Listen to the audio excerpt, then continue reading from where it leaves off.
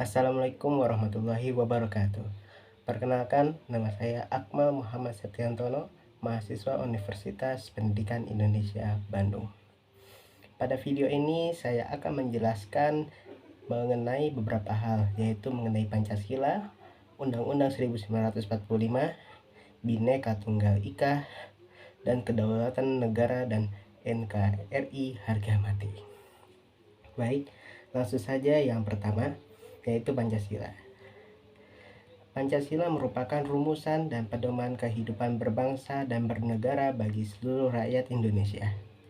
Nilai-nilai Pancasila harus diterapkan dalam kehidupan sehari-hari, baik dalam pergaulan dengan sesama manusia maupun dengan mengelola lingkungan hidup. Nah, kira-kira apa saja contoh penerapan nilai-nilai Pancasila dalam kehidupan sehari-hari pada setiap sila? Nah, berikut nilai-nilainya. Nah, yang pertama, nilai-nilai Pancasila dalam kehidupan berbangsa dan bernegara itu terdiri atas 5.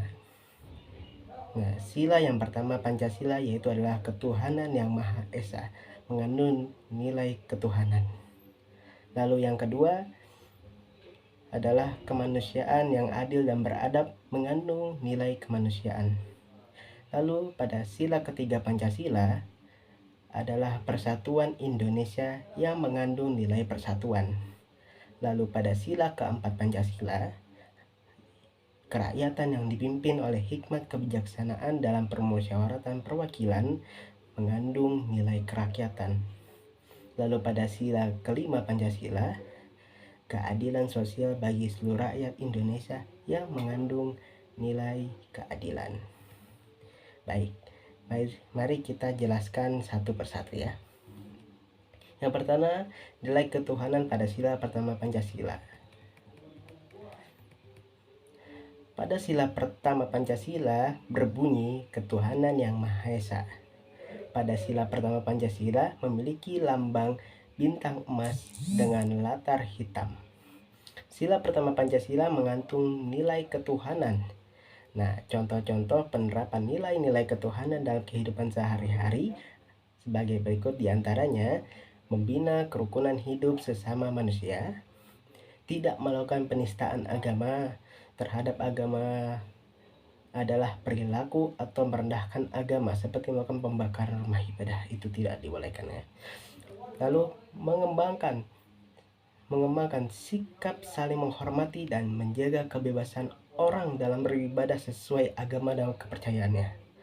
Lalu menjalankan kehidupan sehari-hari sesuai dengan kebaikan yang diajarkan oleh Tuhan dalam agama dan keyakinan yang Anda yakini, dan tidak memaksa sebuah agama atau kepercayaan pada orang lain. Nah, lanjut kita ke sila kedua. Nah, pada sila kedua terdapat nilai kemanusiaan. Nah, sila kedua Pancasila berbunyi kemanusiaan yang adil dan beradab. Pada sila kedua Pancasila memiliki lambang rantai emas bermata persegi dan bulat yang berkaitan satu sama lain dengan latar berwarna merah. Sila kedua Pancasila mengandung nilai kemanusiaan. Nah, contoh penerapan nilai-nilai kemanusiaan dalam kehidupan sehari-hari diantaranya adalah mengakui persamaan derajat, hak, kewajiban asasi setiap manusia tanpa membedakan suku, keturunan, agama, kepercayaan, jenis kelamin, warna kulit, kedudukan sosial, dan lain-lain yang di dalam masyarakat. Lalu mengembangkan sikap saling mengasihi antara sesama manusia dan juga saling menghormati sesama manusia. Lalu mengakui dan memperlakukan manusia sesuai harkat dan martabat sebagai makhluk ciptaan Tuhan. Dan yang terakhir adalah tidak bersikap semena-mena, tidak bersikap seegois-egoisnya ya. Lalu selanjutnya adalah sila ketiga Pancasila, yaitu yang mengandung nilai persatuan. Nah, pada sila ketiga Pancasila yang berbunyi Persatuan Indonesia. Nah, pada sila ketiga Pancasila memiliki lambang pohon beringin yang berlatar warna putih. Sila ketiga Pancasila mengandung nilai persatuan. Nah, contoh nilai-nilai penerapan dalam kehidupan sehari-hari pada sila ketiga ini adalah mengembangkan sikap saling menghargai keanekaragaman budaya, membina hubungan baik dengan semua unsur bangsa, lalu memajukan pergaulan demi persatuan dan kesatuan bangsa, lalu mengembangkan persatuan asal dasar Bhinneka Tunggal Ika, yaitu berbeda-beda tapi tetap satu. Lalu mengutamakan kepentingan bangsa di atas kepentingan pribadi atau golongan. Lalu nilai keempat yaitu nilai kerakyatan dalam sila keempat Pancasila. Nah, pada sila keempat Pancasila berbunyi kerakyatan yang dipimpin oleh hikmat kebijaksanaan dalam permusyawaratan perwakilan. Nah, pada sila keempat ini memiliki lambang kepala banteng warna hitam dan putih dengan latar berwarna merah. Sila keempat Pancasila mengandung nilai kerakyatan. Nah, contoh nilai-nilai dalam sila ini adalah selalu mengutamakan musyawarah untuk mencapai kesepakatan dalam menyelesaikan permasalahan, lalu menghargai hasil musyawarah, lalu menjalankan hasil musyawarah dengan sungguh-sungguh dan bertanggung jawab, lalu kemudian tidak memaksa kehendak atau pendapat orang lain, lalu menghargai masukan orang lain. Baik, lalu kita masuk ke sila yang terakhir. Nah, sila kelima Pancasila. Dalam sila ini terdapat nilai keadilan.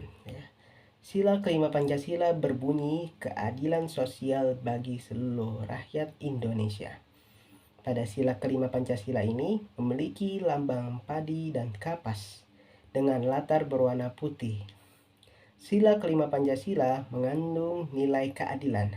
Nah, contoh sikap yang mencerminkan sila kelima Pancasila dalam kehidupan sehari-hari diantaranya adalah tidak bergaya hidup mewah, tidak memunculkan bahwasanya kalau kamu adalah orang yang terpandang, karena setiap manusia di hidup ini adalah sama derajatnya.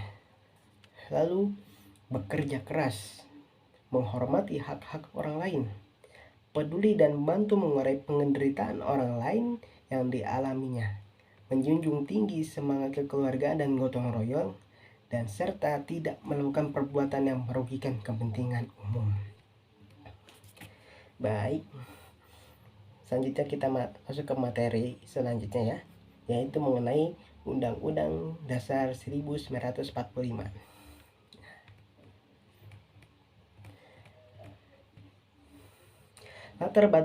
Latar belakang terbentuknya Konstitusi Undang-Undang 1945 bermula dari janji Jepang untuk memberikan kemerdekaan bagi bangsa Indonesia di kemudian hari.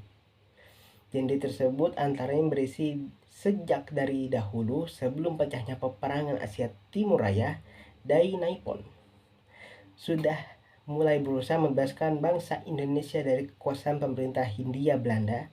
Tentara Dai Nippon serentak menggerakkan angkatan perangnya baik di darat, laut maupun udara untuk mengakhiri kekuasaan penjajahan Belanda. Sejak Dai Nippon Taikoku memandang bangsa Indonesia sebagai saudara muda serta membimbing bangsa Indonesia dengan giat dan tulus ikhlas di semua bidang, sehingga diharapkan kelak bangsa Indonesia siap untuk mendirikan sebuah bangsa Asia Timur Raya. Namun janji hanyalah janji. Penjajah tetaplah penjajah yang selalu ingin lebih lama menindas dan menguras kekayaan bangsa Indonesia. Setelah Jepang dipukul mundur oleh sekutu, Jepang tak lagi ingat akan janjinya. Setelah menyerah tanpa syarat kepada sekutu, rakyat Indonesia lebih bebas dan leluasa untuk berbuat dan tidak bertanggung pada Jepang sampai saat kemerdekaan tiba. Nah, kelahiran Undang-Undang 1945 pada puluhan tahun silam sesungguhnya memiliki klimaks perjuangan bangsa Indonesia sekaligus sebagai karya agung dari pendiri bangsa, the founding fathers and mothers. Keistimewaan suatu konstitusi terhadap dari sifatnya yang sangat luhur dengan mencakup konsensus dengan prinsip-prinsip esensial dalam berbagai negara. Dengan demikian, maka konstitusi dapat dikatakan sebagai sebuah dokumen nasional, national document ya, bersifat mulia yang notabene adalah dokumen hukum dan politik. Nah, tentang makna konstitusi, Sri Somantri menyebutkan sebagai dokumen formal yang berisi hasil perjuangan politik bangsa Indonesia di masa lampau, lalu tingkat-tingkat tertinggi perkembangan ketatanegaraan bangsa, lalu pandangan tokoh-tokoh bangsa yang hendak diwujudkan baik untuk waktu sekarang maupun untuk masa yang akan datang, dan suatu keinginan dengan perkembangan kehidupan ketatanegaraan bangsa hendak dipimpin. Baik, itu mengenai tentang Undang-Undang 1945.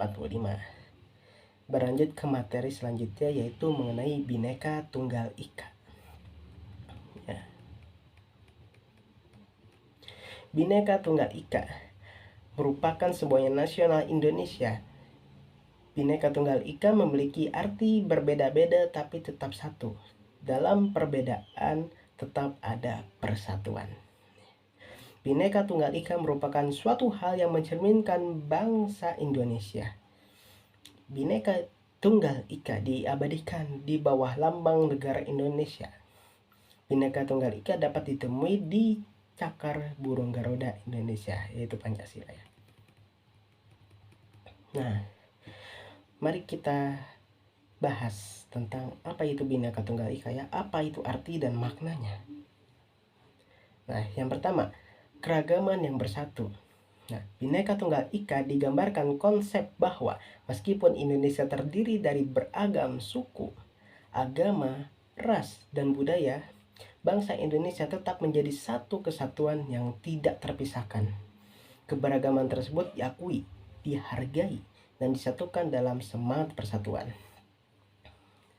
Lalu yang kedua, toleransi dan saling menghormati. Semboyan Bhinneka Tunggal Ika ini mengajarkan pentingnya nilai-nilai toleransi, saling menghormati, dan hidup berdampingan dalam harmoni di tengah perbedaan. Masyarakat Indonesia diharapkan mampu menghormati hak-hak orang lain dalam beragama, berkeyakinan, dan berbudaya. Nah, lalu yang ketiga, persatuan dalam perbedaan. Bhinneka Tunggal Ika mengajarkan bahwa meskipun terdapat perbedaan dalam suku, agama, budaya, dan persaudaraan harus dijaga. Semua warga Indonesia memiliki tanggung jawab untuk bekerja satu sama lain dalam mencapai kemajuan bersama, membangun bangsa yang kuat. Lalu poin yang keempat, kekayaan budaya dan keunikannya. Bhinneka Tunggal Ika juga mencerminkan kekayaan budaya bangsa Indonesia yang terdiri dari berbagai tradisi, bahasa, kesenian, dan adat istiadat yang beredar. Semua kekayaan budaya ini merupakan warisan yang harus dijaga dan dipertahankan sebagai identitas negara. Nah, itu tentang Bhinneka Tunggal Ika. Kita berlanjut ke materi selanjutnya, yaitu kedaulatan negara dan NKRI harga mati.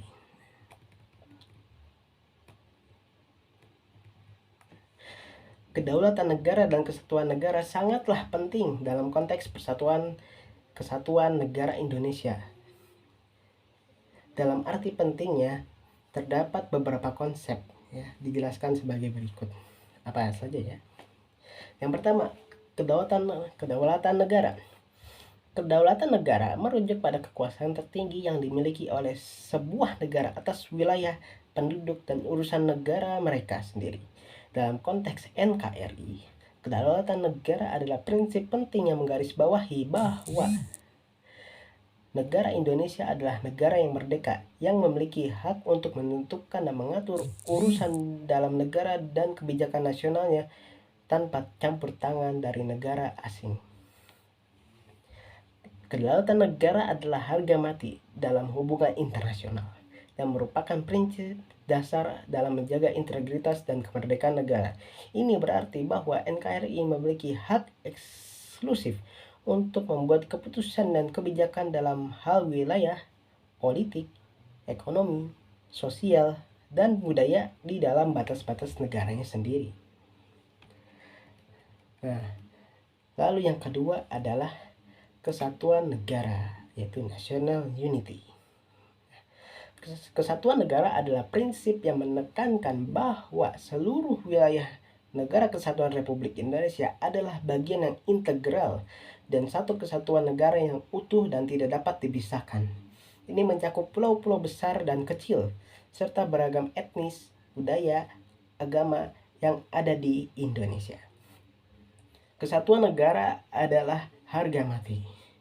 Dalam konteks NKRI, karena sejarah Indonesia beragam dengan banyak kelompok etnis dan budaya yang berbeda, prinsip ini menegaskan bahwa pentingnya menjaga integritas dan persatuan Indonesia di tengah perbedaan yang ada. Arti penting dari kedaulatan negara dan kesatuan Indonesia mencakup beberapa hal. Nah, yang pertama adalah mempertahankan kemerdekaan. Nah, lalu yang kedua adalah penghormatan terhadap Bhinneka Tunggal Ika. Lalu yang ketiga adalah penghindaran konflik dan disintegrasi. Dan yang terakhir adalah penguatan kedudukan dan dunia internasional. Penguatan kedudukan di dunia internasional. Kedaulatan negara dan kesatuan negara adalah prinsip-prinsip yang sangat penting dalam menjaga integritas dan kemerdekaan Republik Indonesia sebagai dasar negara Indonesia. Nah, itulah semua pembahasan saya pada video ini. Ya, bisa kita simpulkan bahwasanya sebuah negara Indonesia adalah negara yang sangat beragam, negara yang sangat banyak sekali budayanya, banyak sekali keunikannya ya. Maka dari itu, kita sebagai warga Indonesia harus menjaga semua berbagai macam kekayaan yang ada di dunia ini. Ya. Sekian dari saya. Wassalamualaikum warahmatullahi wabarakatuh.